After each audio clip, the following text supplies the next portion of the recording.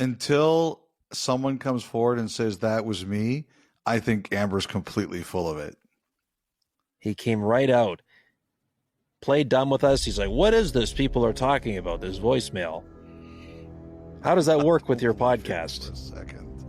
It sounds exactly like him. You're right. As I listen back to it again, I'm like, oh, now I see what you mean about the cadence. That's very good.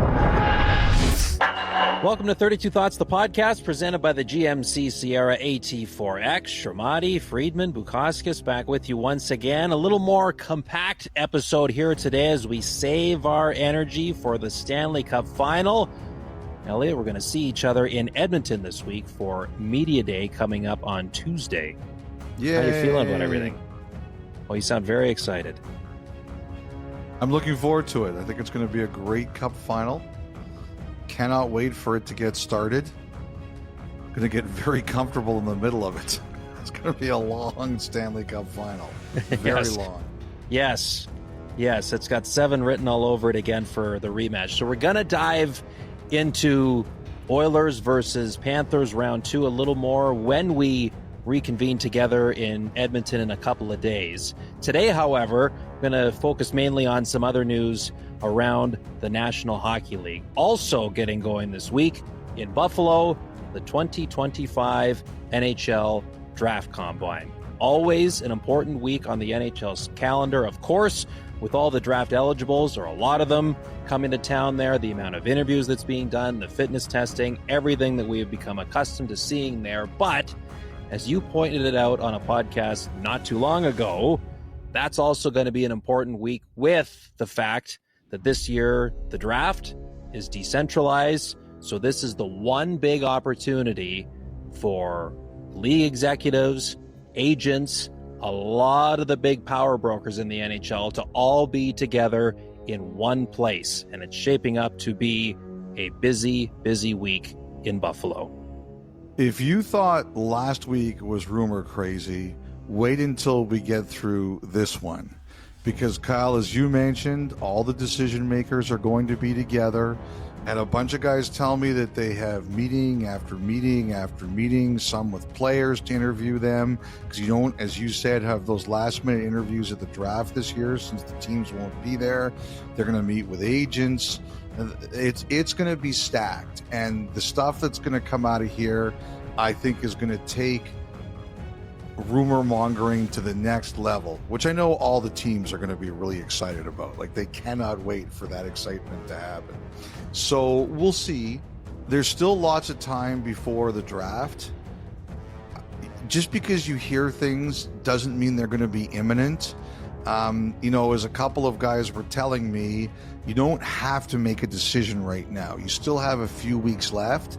So everybody is still looking to heist one another as opposed to getting serious about what the market really is going to be for some of these guys. One of the things I thought was really interesting was I had a couple of managers tell me, they said last year, the teams at the top of the draft were not really willing to move down. And I think this year, the teams at the very top aren't really going to be interested in moving down that far. Maybe one spot if they know what they're going to get. It's like the 2003 draft when initially Florida had the number 1 pick. Pittsburgh moved up to get Fleury. Everybody knew Carolina was taking Stahl second. Florida wanted Nathan Horton, and they knew they were going to get him third. Like, maybe there's that kind of jostling at the top. But after the top 3, I think there's a little bit more teams are sensing there's a little bit more willingness potentially for some of these teams to move down. So we'll see if that's real or that's just noise. That's one thing that's going to get sorted out over the next few weeks. I'm going to give you a few names and a few teams that people are going to be wondering about. We've talked about the Rangers. Chris Drury has a lot of balls in the air. Buffalo. I think the Sabres know they don't want to come back exactly with the same group. We know Bowen Byram's name is out there. What else are the Sabres really serious about? The JJ Peterka thing, there's been a lot of noise since going back to the trade deadline. I don't know that the Sabres want to do that. but at the very least right now, they know they've got a potentially unhappy player. And so the Sabres, how are they going to handle that? That's another thing that teams are trying to get a better look at. In Ottawa, Ottawa's got an overabundance of right-hand shots, especially if they re-sign Claude Giroux. They've got David Perron, they've got Fabian Zetterlund, they've got Drake Batherson. I believe some teams have been kind of looking at that. People are always looking for right-hand shots. Ottawa's got a lot of them. Nick Hague is another name that's getting a lot of attention. Thatcher Demko, Marco Rossi, Logan Mailloux, Rasmus Anderson. What are Calgary's plans here? Jonathan Marchessault. Now, someone mentioned to me, I thought he had a full no-move clause. That's not correct.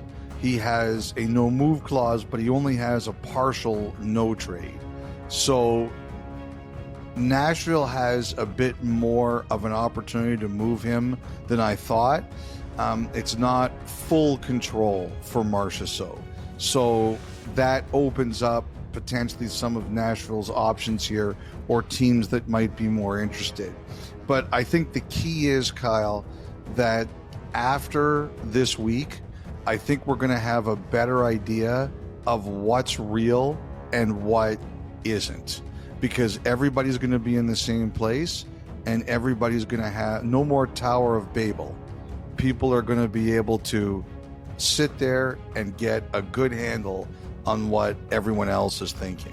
I also think too, like some of these conversations, Giroux, Tavares, other players who are teams going to want to re-sign guys, the agents are all going to be there too.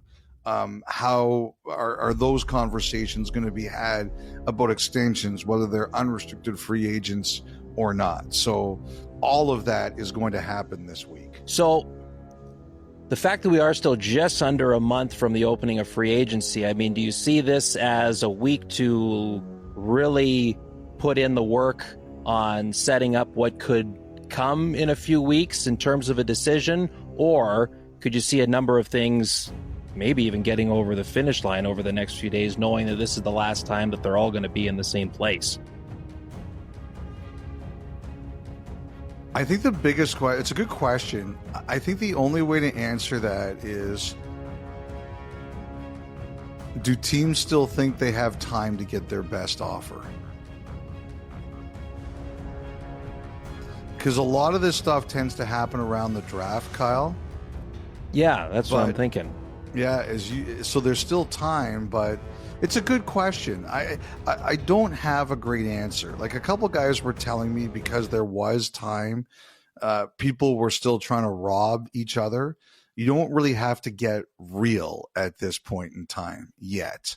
But, you know, your point about this being